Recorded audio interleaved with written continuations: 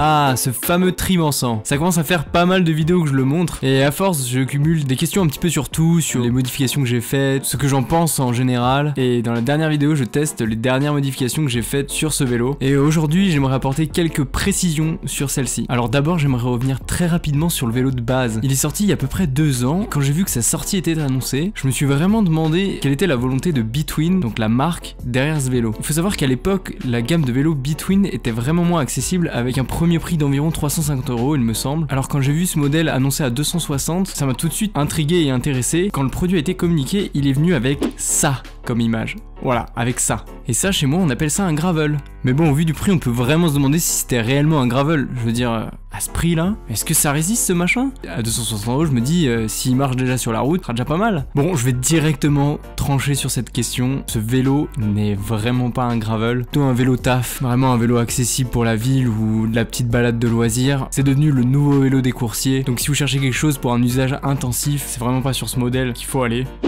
Ou alors pour vos pubs de mauvais goût. Mais bon, ceci étant dit, moi pour ma part, quand j'ai vu la photo que je vous ai montrée, je me suis dit tiens, allez, soyons fous, je vais jouer le jeu au maximum. On me dit ça va dans les chemins, et ben allons dans les chemins.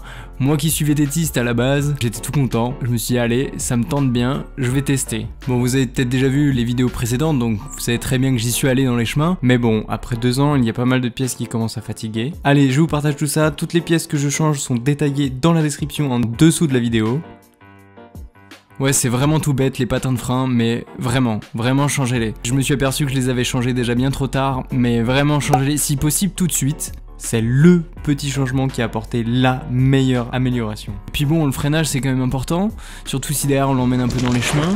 Pour des patins de frein, pour un tout petit investissement, on peut se payer des patins de qualité pour pas grand chose finalement, et ça fait vraiment la différence. J'ai l'impression que j'avais changé tout le système de freinage. La gomme de base est très dure pour un freinage compliqué, et même inexistant en cas de pluie.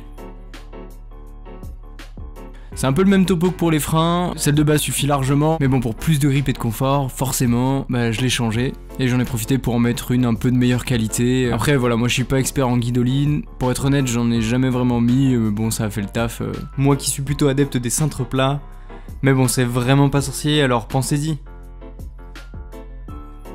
Alors pour les pneus, j'ai eu pas mal de questions à ce sujet aussi. Je pars du principe que je veux faire un vélo type gravel, donc je vais choisir des pneus tout-terrain, compatibles naturellement. Après c'est vraiment comme vous voulez, ça dépendra de l'utilisation que vous allez faire avec le vélo. Si vous voulez plutôt faire de la ville, de la route, bah forcément vous allez mettre des pneus route, y a pas de souci. Mais bon, si vous voulez faire du tout-terrain, vous pouvez faire un petit peu comme moi et donc repartir sur des pneus cyclocross ou gravel. Alors avant d'aller plus loin, je voulais juste faire une petite mention spéciale quand même aux pneus d'origine. J'ai plutôt bien accroché à la fois aux pneus et du coup à la terre. J'ai vraiment pas eu beaucoup de crevaisons et pourtant j'y suis allé assez fort quand même avec le vélo. Ça a tenu. Maintenant ça fait 2 ans que je les ai, forcément ils sont un petit peu en fin de vie. Je vais passer sur autre chose pour tester d'autres pneus, voir si le vélo fonctionne mieux et tout ça, mais vraiment les pneus de base c'était vraiment un des points forts.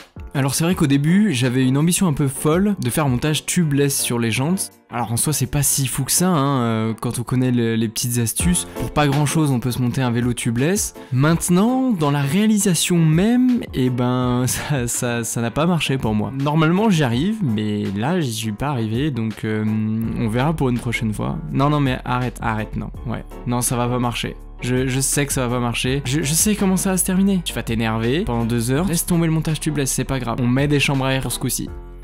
Bon, ceci étant fait, ça n'empêche pas que du coup je vais quand même vous parler des pneus. À l'origine, je pensais qu'ils étaient tubeless, ils auraient dû être tubeless, et je crois qu'ils n'étaient pas tubeless en fait. Ouais non, vraiment le tubeless ça aurait été un beau sujet du jour également, mais ça a foiré. Cela dit, ça me permet d'aborder le sujet du fond de jante. Les personnes qui ont eu beaucoup de crevaisons, c'est pas forcément à cause du pneu. Faut savoir qu'au bout d'un moment je commençais à avoir des crevaisons également, et c'était pas du tout à cause du pneu, c'était le fond de jante qui était vraiment en miettes, qui fait que la chambre à air se retrouve directement en contact des tête de rayon, et là c'est crevaison garantie, peu importe la pression dans les pneus. Donc profitez-en pour changer le fond de jante si il est mort. Soit un beau fond de jante tout beau, tout propre, même compatible tubeless, soit la méthode un peu barbare, allez, un peu de scotch d'électricien, ça fait l'affaire. Voire même pire dans mon cas, du scotch d'électricien pas du tout de la bonne dimension, mais c'est pas grave, au bout du bout ça fait l'affaire. Bon, sur le pneu en lui-même je suis parti sur une section de 33, donc à peine plus épais, ça se voit même pas, à peine plus épais que les pneus d'origine. Je voulais du 35 et j'ai pas eu le courage de prendre du 35, de peur que ça passe pas. J'aurais bien aimé finalement. Voilà, prendre une section plus large pour plus de confort, plus de grip. On verra pour les prochains. Bien avoir à l'esprit que sur une jante, vous pouvez vraiment adapter la largeur du pneu. Dans la majorité des cas, sur une jante route, on peut adapter une largeur de 23 mm jusqu'à environ 28-30 mm. Mais après, sur ce modèle en particulier, je pense qu'on peut monter jusqu'à du 35 mm. J'ai pas testé, mais voilà, je pense 35, peut-être 38. L'important avant tout, c'est le diamètre de la roue et la géométrie du vélo. En gros, est-ce que ça passe dans le cadre ou pas? Le pédalier. Alors ça a été vraiment le grand débat sur le vélo, à savoir les vitesses, le pédalier, les vitesses, les rapports de vitesse. Est-ce qu'on change la cassette? Est-ce qu'on change le pédalier? Du coup, faut rajouter un dérailleur avant. Comment on peut faire? C'est quoi le plus économique? Parce que vraiment, tout ce qui est transmission, tout ce qui est cassette, pédalier, ça coûte une blinde. L'argument de prendre le modèle du dessus, c'est vraiment la transmission. Même pour ceux qui se disent je la changerai plus tard, après ils se rendent compte du prix que c'est. Et ils se disent ah merde, en fait c'est le prix du vélo. Quand même, j'ai voulu faire quelque chose. Alors changer les vitesses, non. Donc c'est une roue libre. Il n'y a pas énormément d'options là-dessus. Ou alors faut changer la roue. Mais alors changer la roue, voilà. Donc chez moi en fait j'avais un vélo qui ne me servait plus et donc avait été de 2005. J'ai juste pris le pédalier qui ne servait plus depuis des années mais qui à l'époque c'était quand même du bon pédalier et il passe très bien sur ce vélo. J'ai quand même dû prendre un boîtier de pédalier mais ces boîtiers de pédalier Holotech, il me semble que c'est le nom, et ben ça coûte vraiment pas cher hein. Je crois que pour une quinzaine d'euros vous pouvez en avoir un. J'ai dû prendre le plateau sur un autre vélo encore, de la récup par-ci par-là en gros. J'ai maintenant un plateau avec 44 dents au lieu du 48 d'origine, qui va me permettre de grimper beaucoup plus. Alors oui, en effet, sur le plat je vais un peu mouliner, mais c'est pas grave, moi c'est pour le délire d'aller dans les chemins, hein. C'est pas pour faire de la vitesse, hein. T'as acheté un Tribansan, pas pour faire de la vitesse. De toute façon, encore faut-il réussir à enlever tout ça, démonter puis remonter.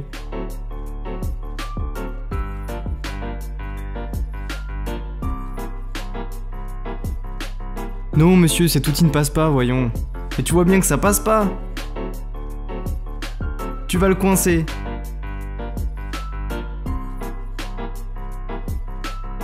Vas-y, maintenant essaye d'enlever ça.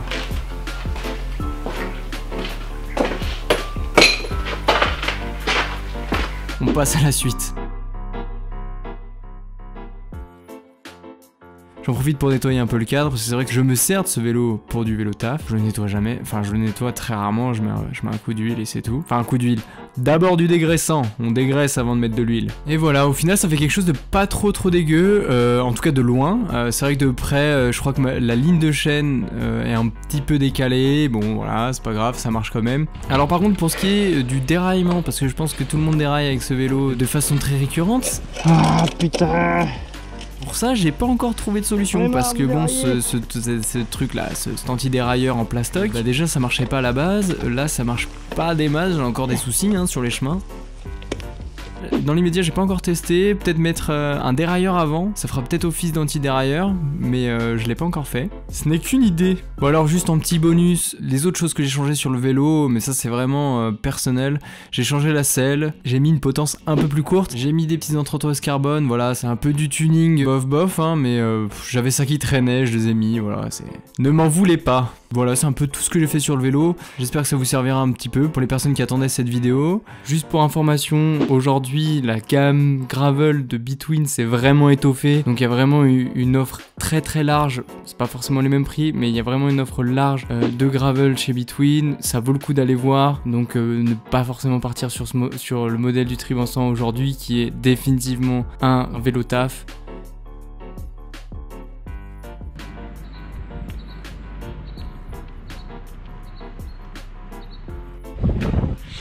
Non, rouler sur la neige comme ça marche pas. Putain, c'est beau, mais ça roule pas.